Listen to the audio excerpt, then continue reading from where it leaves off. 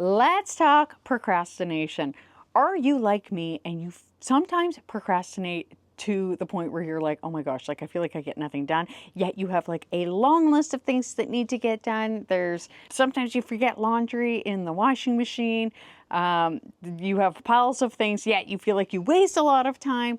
Let's talk about that. We're going to talk about procrastination. I'm going to let you know some of my favorite ways to tackle it. So for those of you joining me on YouTube, I have my delicious tea. This is Paris Afternoon. It is from Murchie's, and I just thought, you know what?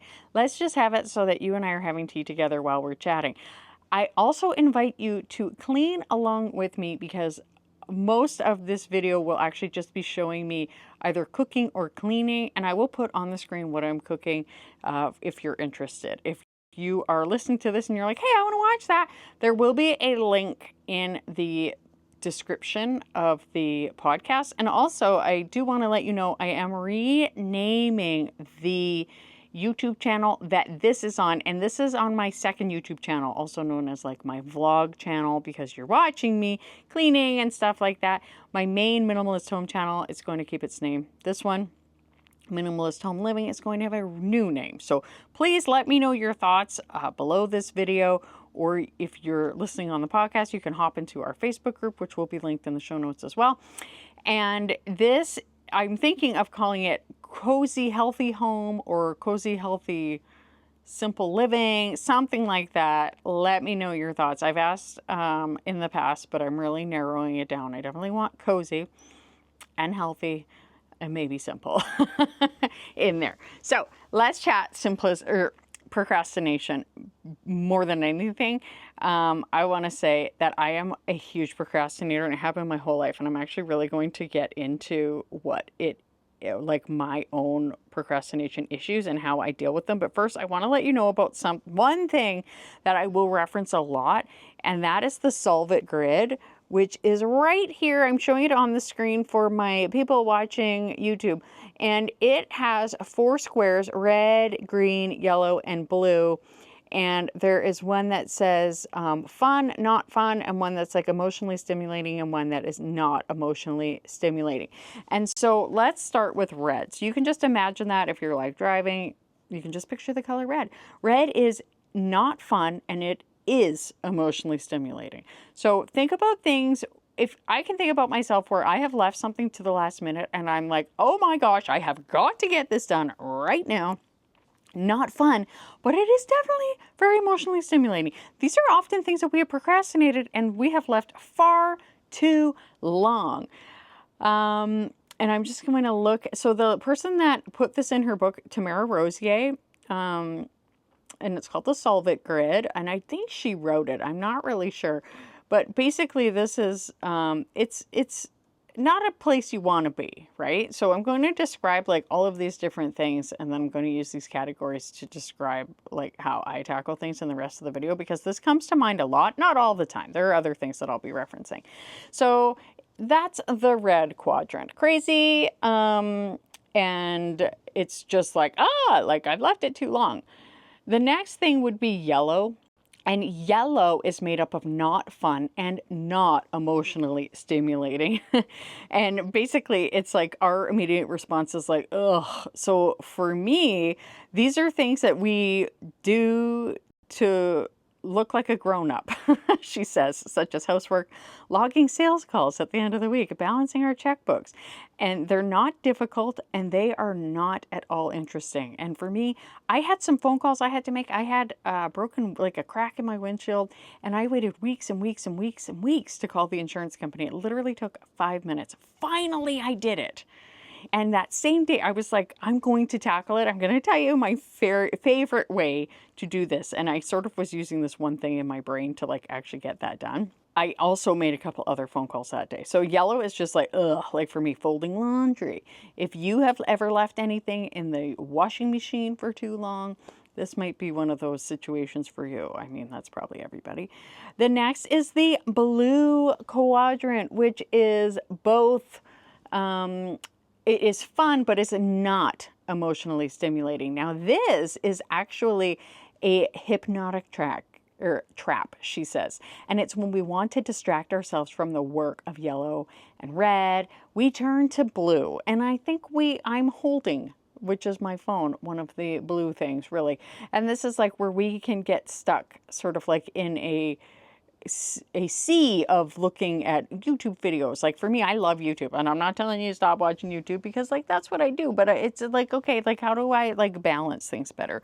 Looking at our phone, for me, that would be like the worst. I actually took Instagram off my phone yet again, just yesterday. Did I re-download it already? No, I don't think so. But it's like, yeah. So blue is basically, it's like the Goldilocks rule. You don't, like a little bit is great. A little bit is wonderful. It's a great rest from doing those yellow things, and definitely from like those red things. But you can't do it too long, or then we end up with a lot of red things. Now green is where it is at. We want green. This is fun, and it is emotionally stimulating, and it seems like a paradise. And this is where a lot of us just love to spend time. It's just like often we are spending time with friends and family, going for a walk on a beautiful day, seeing beautiful artwork, watching a sunset.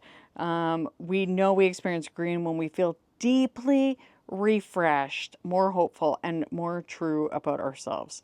And the problem with this section, with green in particular, is a lot of us really punish ourselves by not allowing ourselves to have that green time, which is very interesting, I think. So for me, some of the things that I procrastinate are things that I am tackling in this video. These are actually, some of these things are even green things, but I had made myself wait to do a lot of them because I was like, no, I have other things to do. And then I waste my time on blue things. So I am I'm doing a bit of cleaning, which I don't like, but also I'm making like candied jalapenos, also known as cowboy candy, and other fun or other things that I really do enjoy doing, but did procrastinate. So, but first let's talk about the problems with procrastinating. So we have like the weight of unfinished tasks that really, really weighs on a lot of our shoulders. So the longer that we put off these tasks, the more they weigh on our mind, and it just creates a sense of unease. And you may have heard me talk about the nagging unfinished tasks in the past, also known as nuts. And those really, really can really increase our stress and just make us feel terrible. And then it becomes like mental clutter, and it makes it hard to enjoy our other activities. And that's where we may end up sort of like saying to ourselves, like, oh no, like you can't like go play in your garden because you really haven't like gotten your laundry done. And then you're like, oh, well, then I'm going to sit and look at my phone. And then the end of the day comes around. I'm like, okay, I didn't get any of the stuff on my to-do list done, and I didn't have any fun. So now I just feel like super unhappy and unfulfilled. Another thing that can really get a lot of us down is guilt and self-criticism. And so we just feel like bad about ourselves. So like I said, because I've like may procrastinate both the good and the bad, basically I'm sitting outside, so don't mind the sound of my heat pump turning on. But when we put off the yellow things, we might make ourselves put off the green things, and we're spending so much time in the blue, and then we criticize ourselves and we feel bad, and then we end up with red things and we're like, what the heck is wrong with me? And one of the things I remember I did for like several times is I would like have clothes and I would put them to soak in the sink, like clothes that really need like a good soaking. I'd put them in the sink and I would literally leave them there for days. And I'd be like, those are sitting there, I need to go back to it. And I wouldn't. And then like, of course you're ending up with like, if you're lucky, just a gross mess, but definitely like delaying getting clean clothes and maybe having to wash things twice. It's like, I mentioned things in the washing machine, like we're leaving things too long. Or even one of the things I've actually started doing, helps with this problem, but it's even when we have like when you use like a big bowl or a pan and it's like, oh, I'm gonna wash that later, or I'll wash it tomorrow, and then you're just like, oh my gosh, like now the food is stuck on, so now it needs to soak. All of these things can be such a huge issue. So in that, one of my favorite things that I am like literally brand new at, but this is something that I'm really striving to do right away. And that is to reset my house, reset the room. In the kitchen, for example, say I made muffins. Well, I will have a mixing bowl that could just be washed by hand quickly. Yes, I will have to get my hands wet and dirty, which I actually don't like. I don't know if I'm the only one, but like sensory issue wise, I of course, like, I wash my hands, not too much, but I certainly wash them the right amount. But if I can avoid getting my hands wet and gross from like hand washing like a bowl for muffins, I will do it. However, I realized that if I leave that bowl for the dishwasher, then the dishwasher is going to be even more full. Not everything might fit. That's going to be an issue. Another thing is, like, I have like some frying pans. They're carbon steel and they need a little bit of maintenance if I don't keep on. I mean, they often need a tiny bit of maintenance anyway. They're kind of like cast iron, but better. But if I just wash them right away and I'm careful, that's great. But if I wait too long and then they have to soak, like, it takes that much longer. So that's my thing, is like reset the room. And I'm trying to get my family on board, and they're actually better. Like, I will often say, like, let's do a room reset. And then we quickly like put blankets and pillows back where they need to go. When we're cooking, if we can wash something quickly by hand, like, let's just do it, especially if it's just like a measuring cup or whatever. So that is something that I am starting to do. It's like, if I can do it right away, I'm just going to quickly do it, especially if I can do it in less than 5 minutes.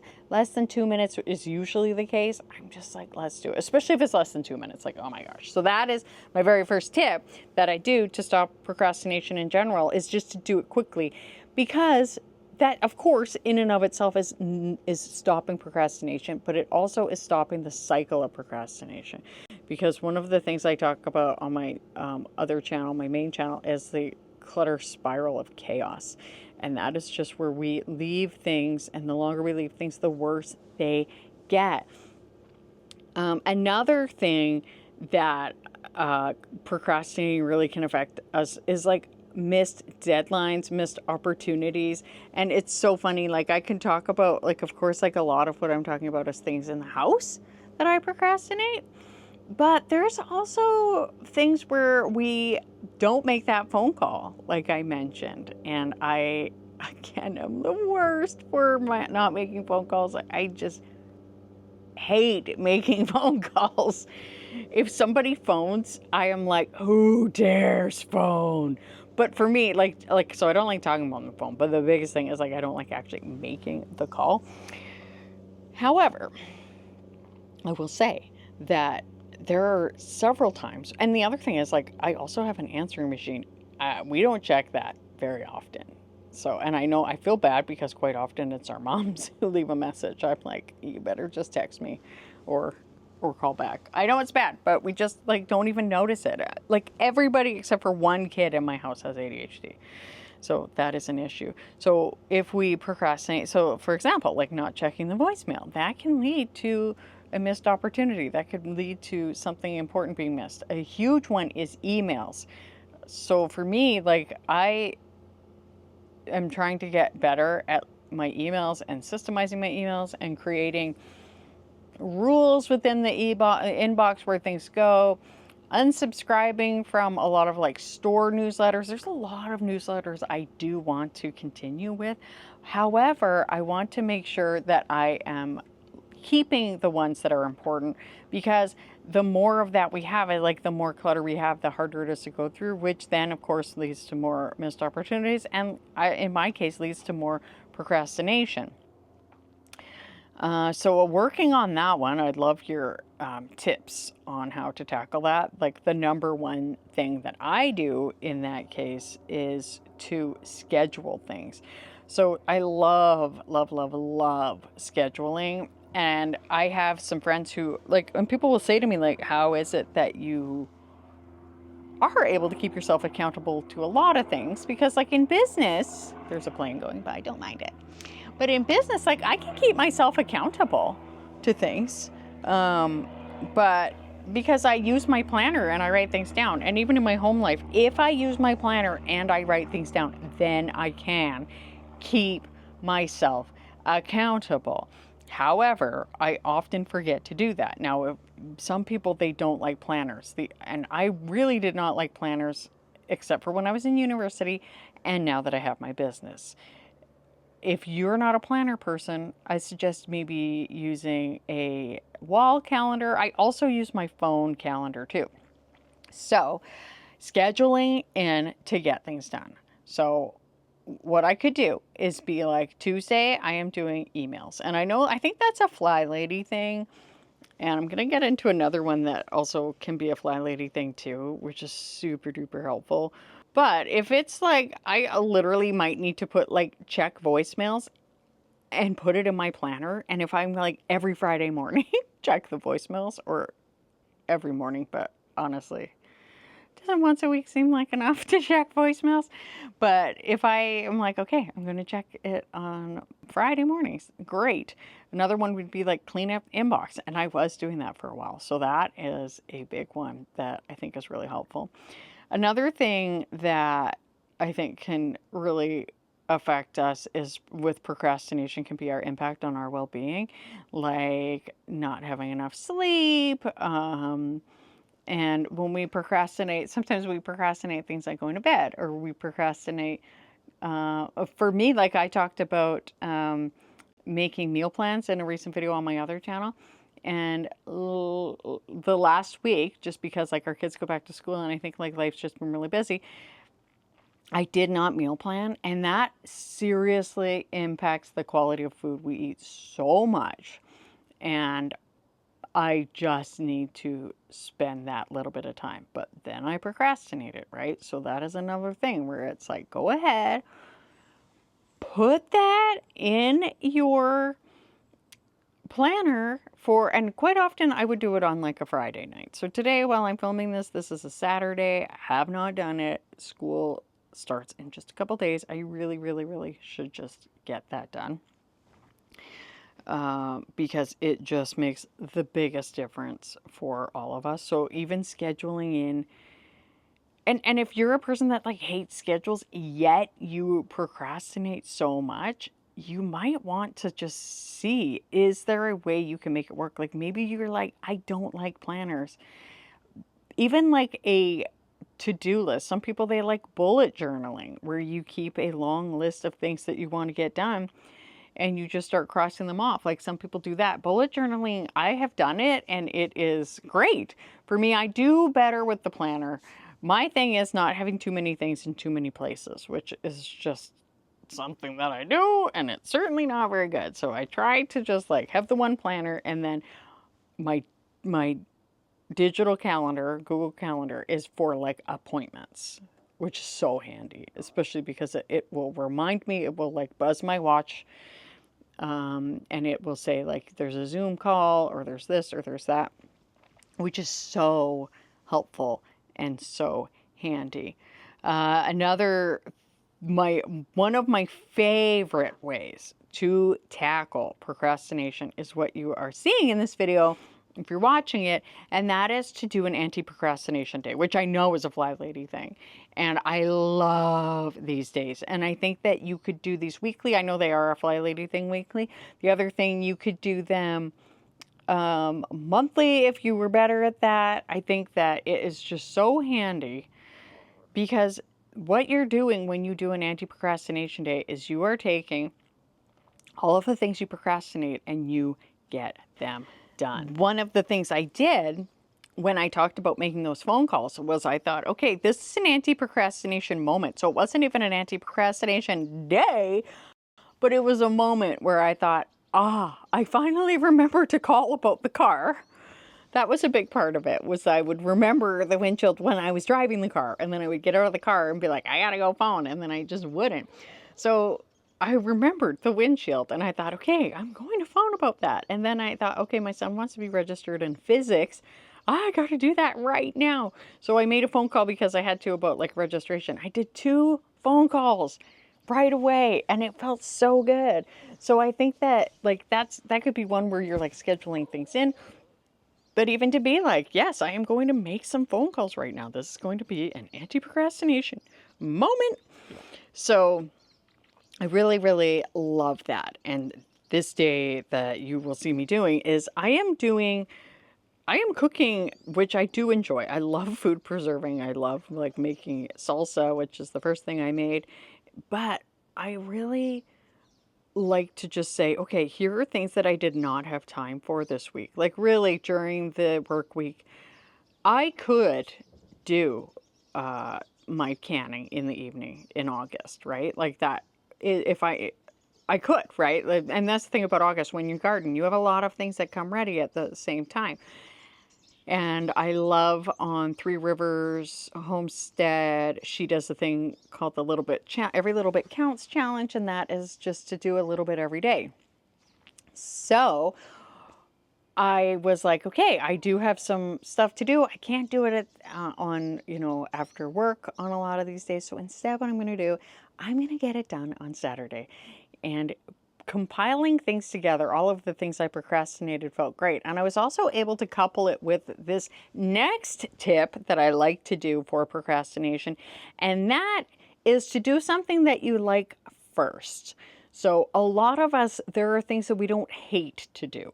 I love to cook a lot of the time. Like I mentioned how I hadn't meal planned and then we would eat junk food like takeout and things like that. There are times where if I don't have a plan, I'm like, my brain cannot compute. It cannot put something together. I cannot make a plan. So that's why it's great for me to have one ahead of time.